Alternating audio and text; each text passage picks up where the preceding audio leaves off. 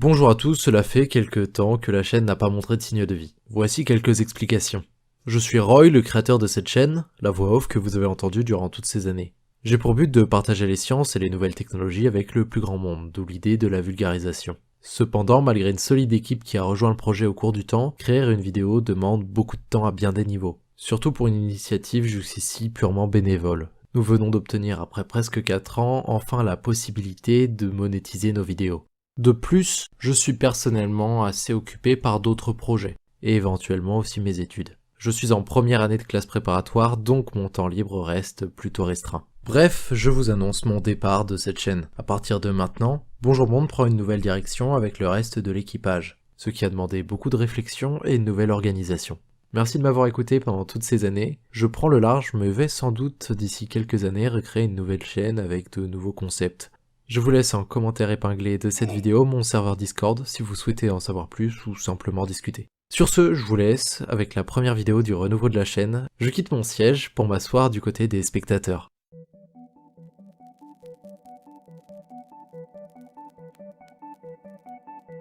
Depuis des millénaires, l'humain n'a cessé d'évoluer. La curiosité était son principal moteur pour viser les étoiles. Une qualité d'après certains, un défaut d'après d'autres. Mais tous s'accordent pour dire qu'il s'agit d'un des traits principaux de l'être humain. Dans ce podcast, réparti en 3 épisodes, nous allons nous demander jusqu'où va notre curiosité. Dans cette première partie, nous allons surfer sur le web pour essayer de trouver des réponses et, je préfère vous prévenir, si vous êtes quelqu'un de sensible, évitez d'écouter cet épisode. Nous allons parler de sujets violents qui peuvent heurter les plus jeunes d'entre nous. Vous êtes toujours là ? C'est que vous avez décidé de rester. Alors suivez-moi. Installez-vous dans un canapé, confortablement, et écoutez ce podcast.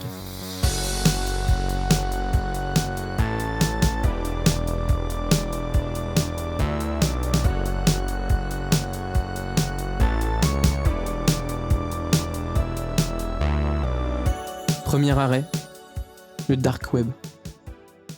Un lieu troublant où les lois s'appliquent rarement.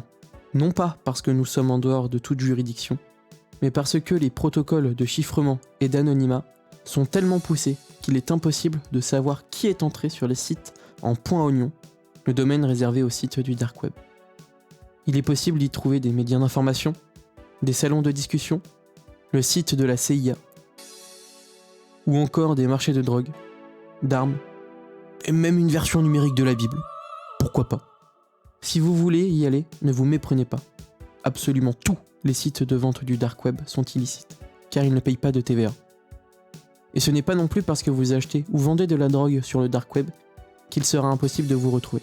Par exemple, le Wall Street Market, un des principaux sites de vente où pouvaient être achetés des drogues, des faux papiers, des données personnelles et des virus informatiques, a été démantelé en 2019. 3 administrateurs et 2 vendeurs ont été arrêtés. Mais prenez garde, le dark web contient des choses beaucoup plus sombres que du simple trafic. Pour en parler, notre équipe a fait ses recherches et a contacté 2 personnes afin de répondre à une interview. Pour des raisons évidentes d'anonymat, les 2 personnes interviewées préfèrent ne pas dévoiler leurs véritables identités. Voici donc John et Jane. Qu'est-ce qu'on a vu de plus fou par curiosité? Genre par curiosité, du coup, qu'on aurait recherché et tout, c'est difficile de choisir, hein, genre. Alors, en gros, j'étais sur internet, voilà, le dark emo web. Et donc, en fait, sur ce site, tu pouvais louer des petits enfants contre des bitcoins. À la journée, en fait, là, c'était pas à la journée, c'était réparti en fonction des envies. À l'heure, c'était peut-être 0,2 bitcoin, un truc comme ça. Mais honnêtement, ça avait l'air sérieux. Enfin, il y avait... Apparemment, ils avaient des vidéos de soi-disant preuves. Donc, on voyait les enfants et tout ça. C'était très malsain, hein, quand même, comme truc. Et voilà. Donc, bon, je pense qu'en soi, c'était vrai, mais qu'il y a quand même certains trucs où peut-être que, ils piquaient un petit peu des bitcoins. Vu que j'avais déjà vu des choses un peu trash et tout ça, ça m'a pas non plus choquée, mais j'étais quand même un peu mal pendant que je regardais le site. Bah ouais, c'était pour voir si c'était surtout vrai en fait. Nous nous avançons de plus en plus loin dans le dark web. Nous tombons, grâce à un site comme le Hidden Wiki, sur un joli site de streaming. Vous cliquez sur l'URL et vous voilà sur une page où est proposé Daisy Destruction. En anglais, Daisy's Destruction. Le nom annonce la couleur. La vidéo est proposée à 10 000 $. Le contenu de la vidéo fait froid dans le dos. Âme sensible, s'abstenir. Il s'agit d'un snuff movie. Un film au contenu violent où la torture, le meurtre, le suicide ou le viol sont filmés sans aucune censure. La victime est censée ne pas être un acteur et encore moins être consentante. Dans le cas de Daisy Destruction, il s'agit de la torture et le viol de plusieurs jeunes filles. La plus jeune, Daisy, étant âgée de seulement 18 mois. La vidéo indique au spectateur d'observer la ruine mentale du nourrisson, poussant ainsi à la curiosité morbide. Je vous rassure, le créateur de la vidéo, Peter Scully, est en cours de jugement pour près de 75 chefs d'accusation. D'après Margaret Akulo, de l'Office de l'ONU contre la drogue et le crime, il s'agit de la pire affaire criminelle qu'elle n'ait jamais entendue. Et dire que Scully avait trouvé des clients. Si vous décidez après avoir entendu ces histoires d'aller sur le dark web, sachez qu'il n'est pas qu'un lieu sombre. De nombreux sites que vous connaissez y sont disponibles, comme par exemple le site de la BBC, un média britannique, qui nous sert de source pour cette vidéo, ou encore le site de la CIA. Nous sortons du dark web pour nous diriger vers l'internet plus conventionnel, qui, vous le verrez, n'est pas un lieu moins propice au contenu gore ou d'une extrême violence.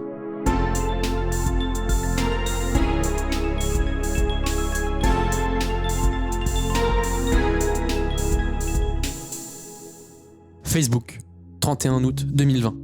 Un live vient de commencer sur le compte de Ronnie McNutt. Un live où le propriétaire du compte menace d'en finir. Malheureusement, ni sa famille, ses amis, ni même la police n'ont pu l'empêcher de commettre l'irréparable devant plus de 200 personnes. Plus de 200 personnes qui ont regardé quelqu'un mourir car Facebook n'a pas réagi à temps. L'entreprise a quand même réagi plus d'1 heure après l'arrêt du live et a annoncé que la vidéo n'enfreignait pas les règles de sa communauté. Les viewers n'étaient pas que ses amis ou des membres de sa famille. Lors du live, une personne a enregistré le moment fatidique et l'a partagé sur TikTok. Des milliers d'utilisateurs des réseaux sociaux ont pu, volontairement ou par accident, voir la vidéo car elle est très vite devenue virale et a été repartagée par de nombreux comptes. Suite à ça, l'extrait de la vidéo est apparu également sur YouTube. La vidéo a atteint plus de 500 000 vues avant d'être supprimée. Mais c'est pas le pire. Des posts Reddit demandent encore aux gens ayant la vidéo de la partager. Comme vous venez de l'entendre, YouTube n'est pas épargné des contenus violents. Il existe sur la plateforme de nombreuses compilations d'accidents de la route. Certaines de ces vidéos comptabilisent plusieurs millions de vues et ne sont que rarement limitées aux moins de 18 ans. Alors que dans certaines, des véhicules se transforment en cages enflammées, pendant que les pilotes meurent brûlés vifs à l'intérieur. Dans d'autres, les véhicules quittent la route ou écrasent des motocyclistes à près de 130 km/h. Des compilations morbides de ce genre, il en existe des milliers, et des chaînes spécialisées dans ce contenu très aguicheur émergent par centaines sur la plateforme. Certaines sont même certifiées par YouTube. La chaîne Chopito Rally, spécialisée dans les compilations de rally crash, est active depuis 2017, comptabilise près de 60 millions de vues, et a obtenu la certification. Il s'agit de vidéos qui, lorsque le viewer la regarde, provoquent un plaisir malsain, et ça sans même nous montrer la mort directement. Cette confrontation, comme peuvent provoquer les films d'horreur, provoque un rush, une montée de dopamine, comme pour rassurer du fait que « Mais mec, t'es toujours en vie en fait !» Cette montée de dopamine nous ferait donc vouloir toujours plus de sensations, vouloir voir plus de choses. Y a-t-il une limite à cette curiosité, à cette envie d'en découvrir toujours plus ? Nous continuons notre chemin en direction du Canada, où a été créé un site de diffusion de vidéos sur le Clear Web. Le Clear Web, c'est l'internet que j'utilise, que vous utilisez, que le commun des mortels utilise. Le site, que certains connaissent, nommé Best Gore, qui, jusqu'en 2020, diffusait des photos et des vidéos ultra violentes. On pouvait y trouver 7500 publications, dont des vidéos d'exécution, des photos de cadavres, des vidéos de torture, des vidéos de suicide, tant d'autres. Le but était de frapper l'internaute curieux. Best Gore avait un trafic énorme, plus de 1 milliard de visiteurs par mois. Pour parler plus en profondeur de Best Gore, voici une petite interview de John qui en parlera sûrement mieux que nous. On a cherché ce genre de choses en tout cas, après, bon, mais on en avait déjà un peu parlé sur TeamSpeak à l'époque et Skype. Et on était tombé du coup sur des petites vidéos gore, du type, One Lunatic, One I Speak, ou encore, des vidéos, qui montraient par exemple les gens qui étaient rentrés justement dans les locaux de Charlie Hebdo après l'attentat, donc où tu voyais clairement des corps par terre et cetera, ou bien encore, des vidéos où tu voyais, les gens qui étaient en train de gémir de douleur, dans le Bataclan, ou bien encore, des vidéos de décapitation de l'État islamique. Enfin, il y en a beaucoup des choses. Ça peut même aller jusqu'au truc, plutôt banal du type, d'une femme qui se fait, écraser dans la rue, hein. Ça peut aussi être quelque chose qui est pas du tout lié au terrorisme ou quoi. Alors, pour le coup, toutes les vidéos que je viens de t'énumérer, elles sont disponibles sur LiveLeak et BestGore et tu peux les trouver assez, simplement, c'est juste dans les recommandations. Alors, première fois en tout cas que j'ai vu des vidéos comme ça, c'était en 6e. C'était juste, ouais, de type gore parce que t'avais des trucs qui envoyaient ça sur, TeamSpeak ou Skype et ils trouvaient ça drôle. Au début, je pensais que c'était de fausses vidéos et par la suite et les ayant vus sur BestGore et cetera, j'ai trouvé ça plutôt, surprenant de les revoir donc je me suis dit: «C'est peut-être pas faux en fait». Donc non, c'était des vraies vidéos mais je pensais que c'était faux au début.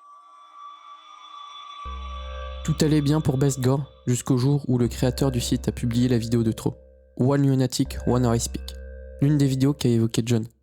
Il s'agit d'une vidéo où Luca Rocco Magnotta, un meurtrier, pratique des actes nécrophiles et cannibales sur un corps dénué de vie, celui de sa victime. La vidéo avait fait d'énormes polémiques et a même valu au créateur de BestGore un séjour en prison. BestGore et LiveLeak, les deux sites cités dans notre enregistrement, ont depuis été fermés. Mais il ne faut pas croire que c'est fini pour autant, car d'autres sites plus petits émergent sur la toile, pour profiter eux aussi du butin laissé derrière eux par les deux anciens géants de l'actualité non censurés. L'un des petits successeurs de BestGore référence plus de 3000 vidéos. Certaines des catégories du site sont très évocatrices. Choc, bagarre et gore sont les trois qui nous intéressent aujourd'hui. Le site propose par exemple une vidéo de l'attentat de Barcelone d'août 2017. Ce site a, plus que les autres, une envie de dénoncer en hébergeant beaucoup de vidéos montrant des policiers tirer sur des manifestants, des vidéos d'hommes noirs non armés abattus par la police américaine, ou un nombre impressionnant de vidéos montrant des migrants se suicider à cause de leurs conditions de vie insoutenables. De nombreuses autres vidéos sont disponibles, où les gens se font tirer dessus, se font tabasser. Les vidéos atteignent toutes plusieurs milliers de vues. Certaines vidéos sont accessibles uniquement aux VIP. Pour faire partie de ce cercle, il faut payer. Comme le site est toujours en ligne, on peut supposer que des gens sont prêts à payer 30 € par mois pour voir des personnes se suicider, se battre ou se faire abattre. Et oui, tout ça sur le client web. Que fait le CSA alors que le site est en français et que les vidéos sont accessibles aux mineurs ? Beaucoup d'autres petits sites existent, comme un qui a réussi à percer grâce à la vidéo du suicide de Ronnie McNutt. Eh oui, encore lui. Le site l'a reposté en août 2020 et l'extrait a atteint 50 000 vues. Ce site héberge énormément de vidéos où il est possible de voir des gens se faire très gravement blesser, ou des accidents de voiture, voire se faire tuer. Ce site diffuse typiquement les contenus que John a désignés lors de l'interview, de plutôt banal. Les sujets que nous avons traités dans cette vidéo ne sont pas très joyeux. Cependant, nous n'avons pas encore fini avec la curiosité.